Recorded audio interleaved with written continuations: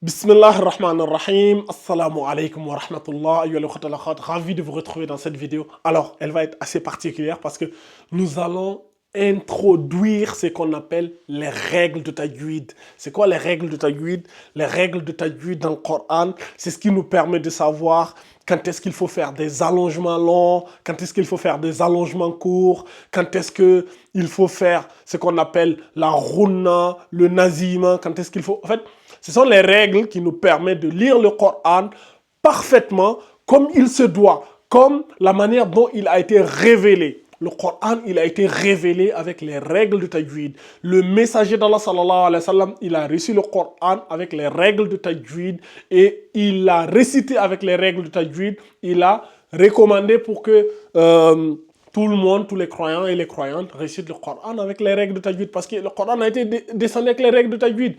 Allah lui-même, il nous dit dans le Coran, A'udhu billahi minash shaitanir rajim, warattilil Qur'ana tartila.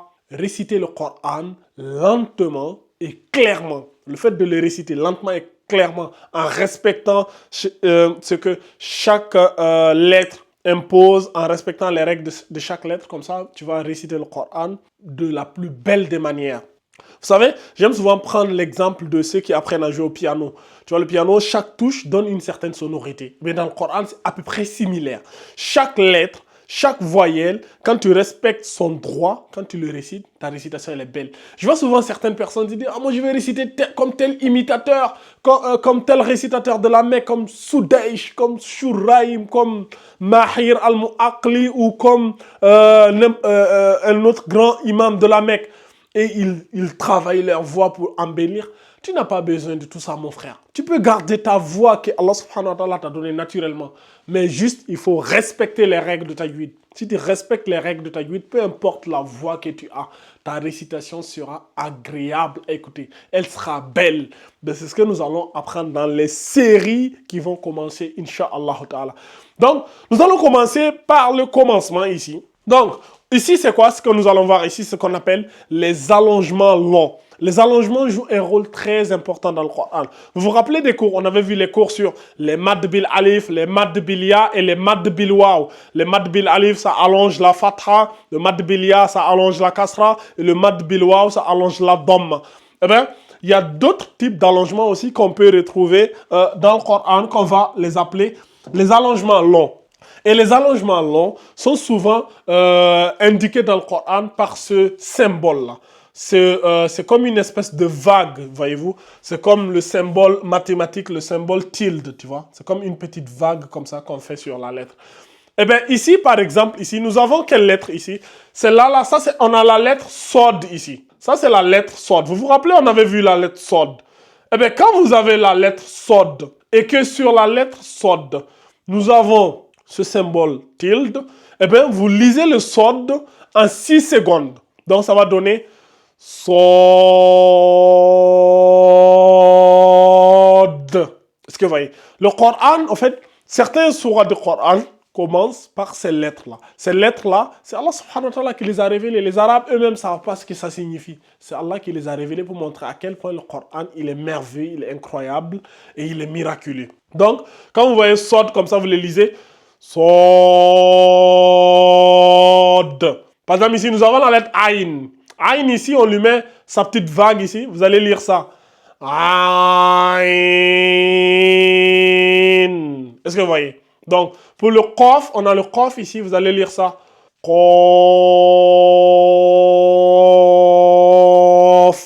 C'est-à-dire, vous allongez pendant 6 secondes. Ça donne Qaf. Pour le Kaf aussi, c'est pareil. Kaf. Voyez-vous? Pour le Lam aussi, c'est pareil. Si vous voyez ça, non? Lam. Pareil. Mim. Pareil. Noun. Noun. Pareil ici. Donc ici, voyez-vous, ici, on commence maintenant à rentrer dans les combinaisons. On a ici Ha. Le Ha, ici, on a Ha. On lui met un petit truc ici. C'est un petit truc pour montrer ici que faut juste l'allonger un peu, tu vois. C'est pas un mad bil alif, mais voilà, tu l'allonges un peu. Le mad bil alif, vous vous rappelez, je vous avais dit, il ne se colle pas. Alors, le système mad bil alif, il n'allait pas se coller.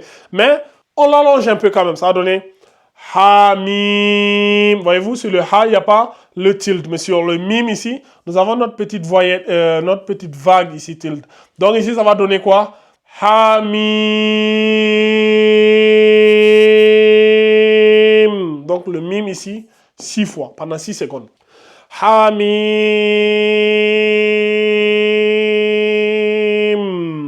Pour ici aussi, on a Yasin. Donc, on a ça. Et on a le tilde là, qui est sur le sin.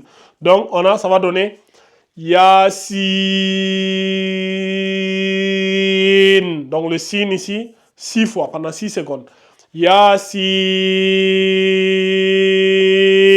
Avant de continuer la lecture. Donc, ici, on a alif, on a lam et mim. Sur le lam, on a notre vague ici. Et sur le mim aussi, on a la vague. Mais sur le alif, il n'y a rien. Donc le alif, on le lit simplement alif. Et le lam et le mim, en 6 secondes, ça va donner alif, lam, mim. Voyez-vous? Alif, lam, mim. C'est comme ça qu'il faut réciter. Donc ici, c'est pareil. On a to, on a sin et mim. Sur sin et mim, nous avons notre tilde ici, notre vague. Et le mim. Donc ça veut dire, ça là, 6 fois, 6 fois. Donc ça là aussi, 6 fois, 6 fois. Donc ici, ça va donner quoi? On aura to, sin, mim. Vous voyez, to, sin, mim. Voilà, c'est quoi? Comment ça se lit? Après, continue encore. On a lam ici, qui sera 6 fois. On a le tilde sur le lam et sur le ro. Le tilde aussi, il est là. Et le alif, il est tout simplement, il n'y a pas de tilde. Donc, ça donne alif, lam, ro. Vous voyez. Par exemple, dans la sourate Yusuf, alif, lam,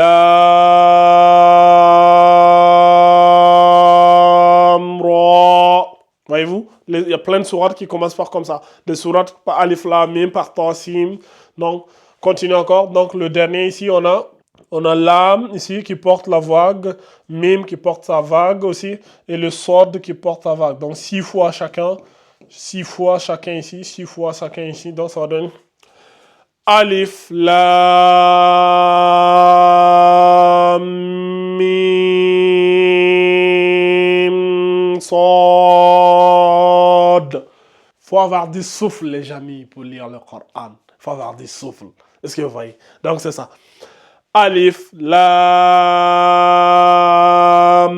mim, sod. Donc, il y en a d'autres, hein. Il y en a d'autres, il y en a plein dans le Coran, là. Alif, lam, mim. On a kaf, ha, ya, ain, sod. Comme par exemple dans la sourate Maryam. Donc, il y en a plein dans le Coran. Donc, ça, c'était juste une introduction douce, légère aux règles de tajwid. Là, je vous dis, on passe à un autre niveau, on passe à un autre cran. Là, c'est le très haut niveau. Il faudra bien vous accrocher, il faudra vraiment être régulier, il faudra être vraiment assidu au cours. Pour ceux d'entre vous, bien évidemment, qui veulent avoir des accompagnements personnalisés pour suivre bien ces cours, pour bien les comprendre, les réciter pour que j'entende, pour que j'apporte les corrections, n'hésitez pas à rejoindre la madrasa digitale, ça va vous être bénéfique fi dunya wal akhirah. Donc c'est ce que j'avais à vous dire dans cette vidéo.